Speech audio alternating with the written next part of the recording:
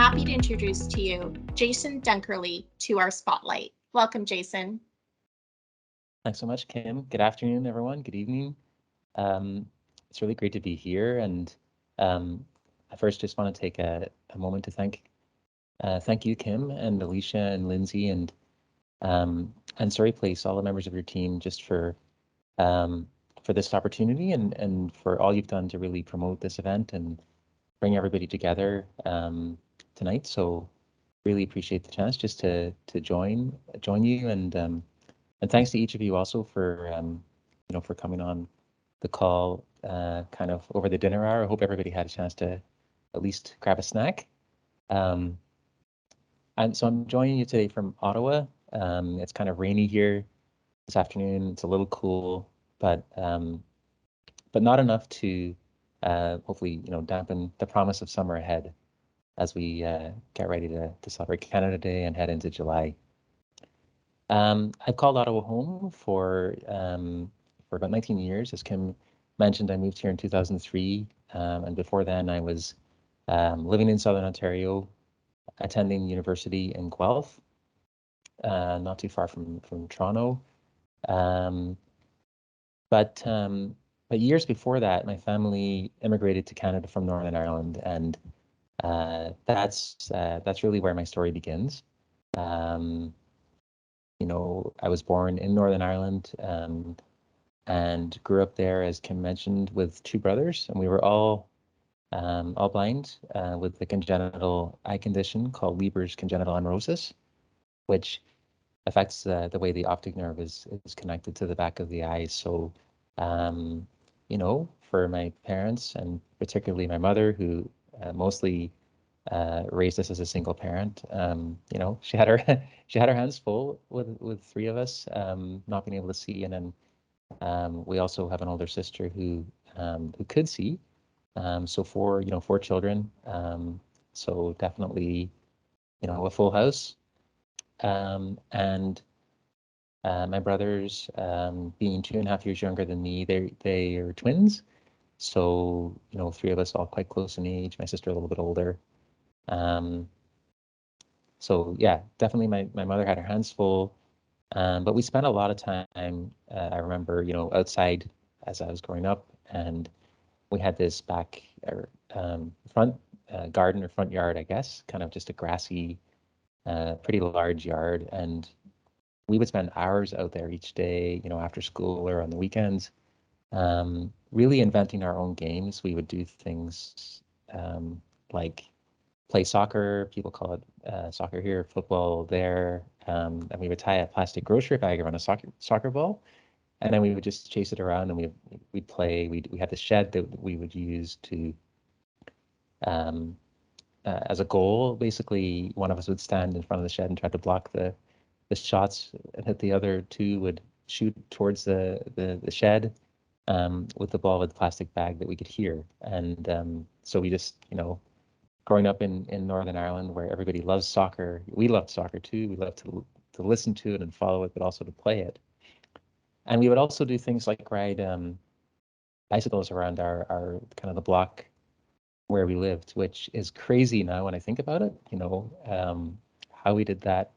How we did it was really just the pattern recognition of kind of the street and knowing where to turn, and just a little bit of trial and error. We definitely had a few crashes, and but as kids do, we got back up and we had a few bumps and bruises, but we did that, and not sure I would do it now, but I'm really grateful to have done it then, and I'm grateful to my mom as well for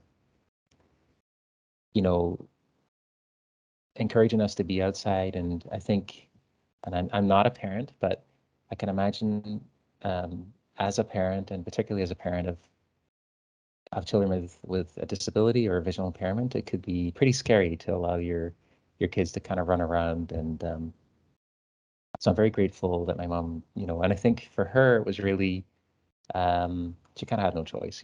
We were probably driving her crazy, so she, she wanted us to be outside and just in our neighborhood, and people got to know us in our neighborhood. They would look out for us, and I'm very grateful for the fond memories of growing up.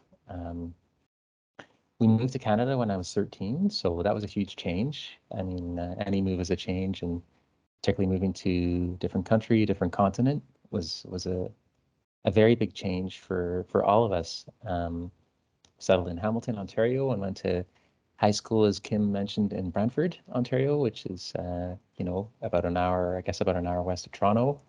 And my brothers and I attended a school with other blind students, really from grade 1 to OAC at the time, or grade 12, grade 13 as it was back then.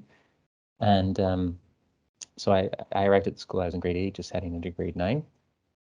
And at the school we went to was a school where students would stay mostly during the week. If you lived, kind of outside of Brantford, you would basically live at the school during the week, and then you would go home on the weekend. So, so when you're staying and living with kids your own age, you develop just really tight friendships, and it's you do a lot of things at night, you play a lot of sports, you really get to know each other at a very kind of deep level. And so that was a pretty incredible experience. It was a really good way, I think, to integrate into kind of a new country, and really kind of make friends quickly as a young person, given how big a change it was. And some of my fondest memories from going to school in Brantford were the sports, and we were very fortunate because the school really encouraged us to be very active, to try different sports, and to be in a safe space where we could do that as young people who were blind or visually impaired. Some people had a bit of vision, but most of us, all of us, had a visual impairment or were totally blind in my case and a number of our cases. So we would run cross country in the fall, and we did that with the support of teachers who would be guide runners for us, basically running beside us. And I'll show a video shortly just to give you an idea how that works. We would wrestle in the winter, and there was a teacher who was a wrestling coach at the school who just really encouraged all of us, whether we were good or not, to come out and be part of the wrestling team. And the neat thing about wrestling as a person who's blind is that you can actually really compete very much on a par with sighted wrestlers just by starting in a locked up position. So you're in contact, your arms are kind of locked, linked together, and then then you start, and it's really just sort of pushing and pulling and looking for that opportunity to make a move. And my brothers would go on, both of them, to be very, very good wrestlers in high school, competing at the Ontario High School Wrestling Championships, which is a very prestigious, championship against sighted wrestlers, and they did very well. Wrestling wasn't really my thing. I did it for a few years, just to participate, but really running was what I loved to do, and running cross country and running track. And I had a lot of, like I say, encouragement and support. And over time, I started to get a little better at it, a little stronger, just through the encouragement that I got, and just being in that environment, which really enabled me to work hard and improve. And I think when you're sort of a teenager, you're growing, you've got that encouragement, and you start to notice, hey, I'm getting a little bit stronger here. And then it's this cycle where you realize, if I run more, I'm gonna get better still, and it's kind of that virtuous cycle that happened. So, by the end of high school, I knew I wanted to continue. I was like, I'd improved quite a bit, but not to the point of being able to be a part of a national team or anything like that. But I think I was hungry to really keep going. And again, just coming out of that environment where we had that encouragement and opportunity to really sort of push it and feel accepted, and that it was just good to really explore that opportunity. So I went from high school to the University of Guelph, and Guelph is a university where a lot of very good runners go. They have a really great varsity running program, and so I arrived there in 1997, and I found myself surrounded by incredible runners who some of them had represented Canada as juniors, and I felt a little bit like a fish out of water at first, I think. But I was very fortunate because I had a coach from my high school who came up to see me just a few weeks after I started my first year at university. And he came with me to meet with the University of Guelph cross country coach just to kind of, I guess, break the ice a little bit and explain, how a person who's blind could participate as a runner and be part of a team. And the cross country coach was very open, said, I've never coached a blind runner, but definitely you're welcome to come out and be part of the team. And so that really, just that the high school coach being there, to sort of help to make that connection, really opened up that possibility for me just to kind of, come out and join the team. And I think at first some of the athletes were probably a little bit unsure, a little bit skeptical, how is this blind guy going to be able to run with us? But and some of the workouts that were running on cross country surfaces were difficult for me to be part of because the cross country trail was maybe not great for a blind person. So on those days, I would do things like ride the stationary bike, just to keep training until we would be back on the roads or back in the track, and I could run with lots of different people during those workouts then. So, and then just by talking to people getting to know you, people kept seeing me because I kept showing up. Then people would start to offer to run with me. Hey, I can guide you on this run or guide you on this interval. And so then, over that first year of university, I think just being around people who were a lot better than me, a lot faster than I was, really helped me to raise my own training and raise my own expectations too, and start to get a little bit more ambitious, I think, and confident to the point where by the end of my first year at university, I qualified for my first national para-athletics team, which was going to be competing at the World Championships that summer in Spain. And that really was where my involvement with the national team began. And, I guess 24 years later, I'm still very privileged to be part of that team and to have, competed at 5 Paralympics. I did retire a few years ago and came out of retirement. And so now I'm sort of, aiming to participate in a 6th Games, hopefully one more. So just, training at the moment in hopes of being in Paris in 2024.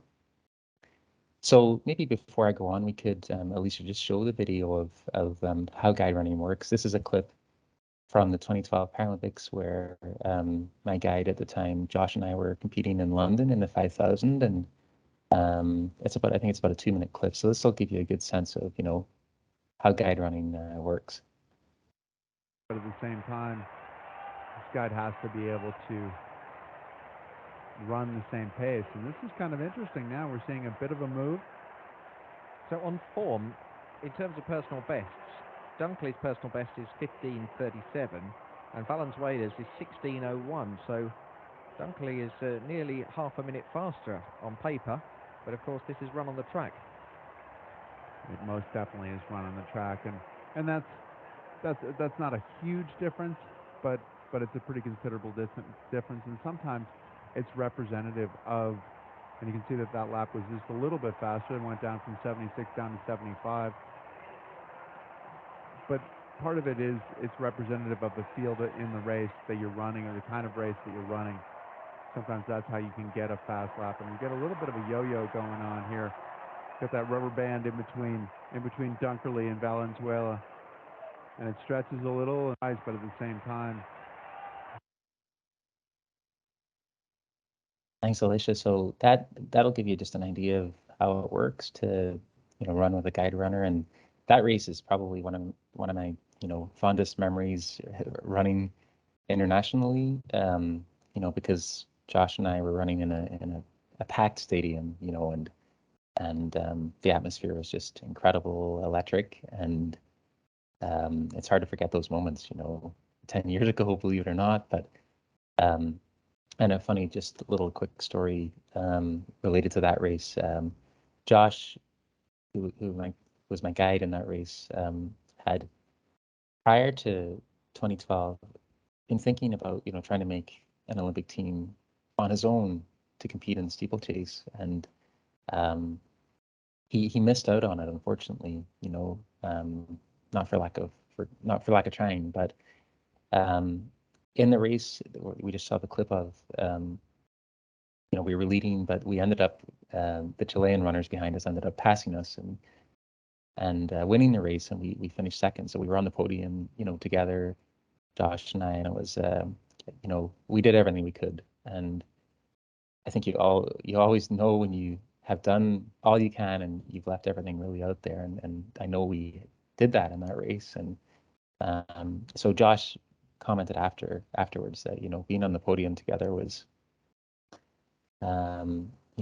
just a really proud moment for him, and that he was, more grateful to have shared that moment than if he had made a team on his own. So, and that always stuck with me, because it was just an incredibly generous thing to say, and just to share in after, all the training that we had done together and all the work we put in. So yeah, definitely fond memories from that race and from that time.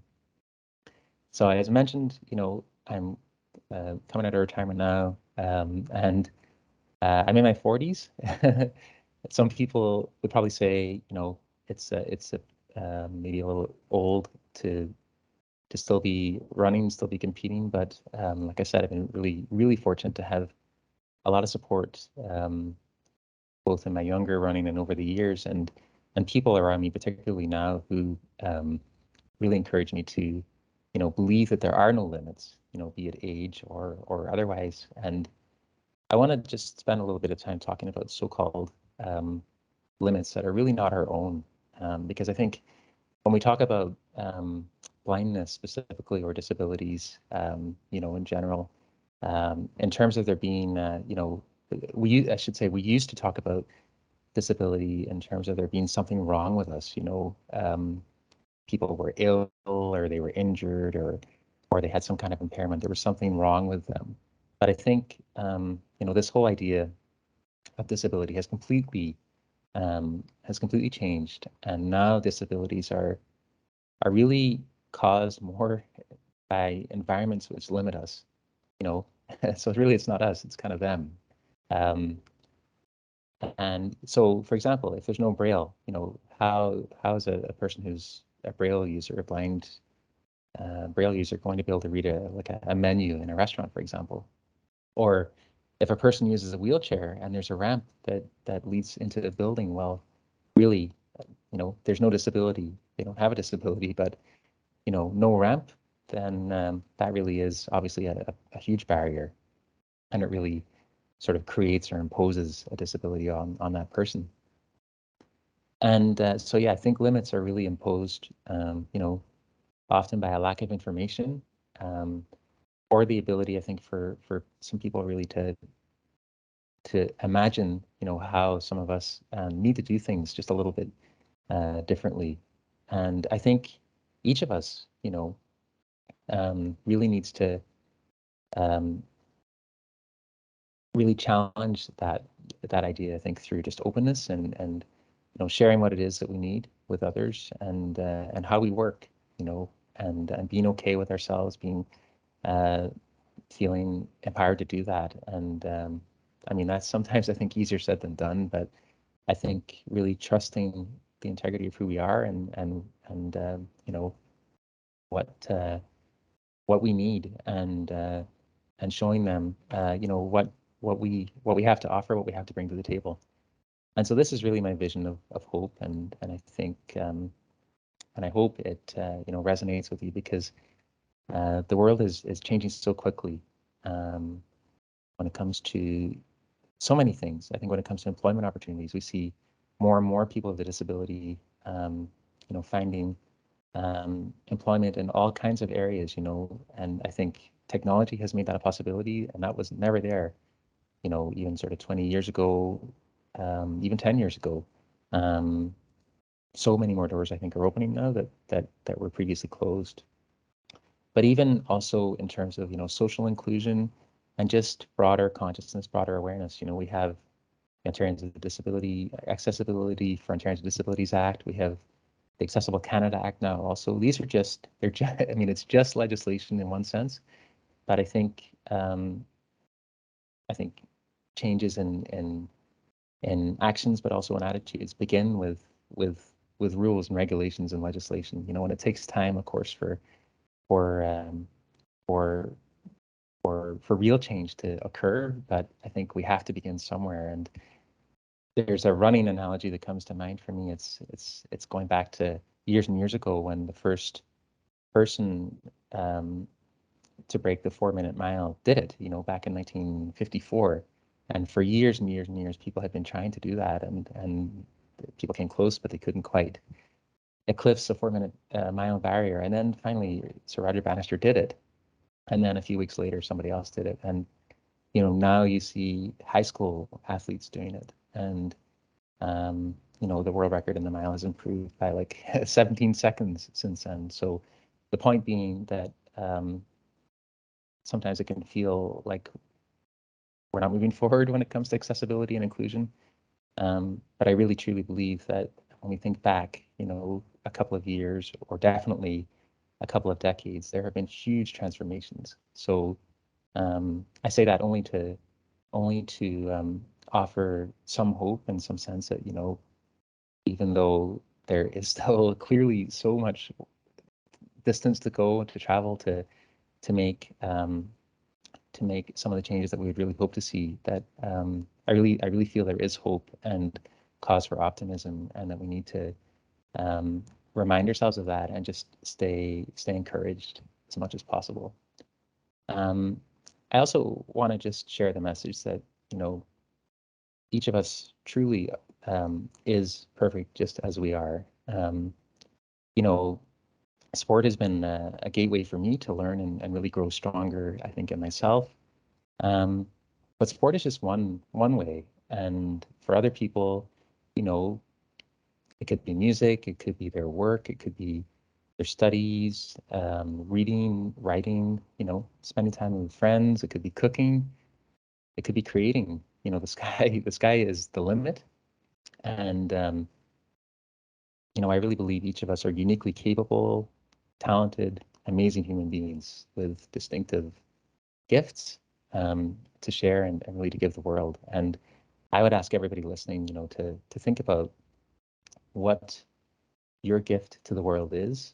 I think nobody knows ourselves better than we do, but I would also say we are all capable of more than we might sometimes imagine. And I think the world really needs people who think differently, who work differently, who do things in different ways. And I think blindness and disability is simply a different way of seeing this world, in which every one of us has a place, has an important place to occupy, and no matter who we are or what our perceived limits are. So I think I'll stop here. I would love it if people had questions. And again, I just want to thank each of you for listening and for being here, for your time, and Surrey Place again, just for bringing us together. Thank you so much, Jason, for such an inspirational talk. One of my favorite quotes is, in order to be irreplaceable, one must always be different. And you are irreplaceable and perfect just as you are, Jason. So thank you so much. Thank you. And I would love if we could open up to the floor as well.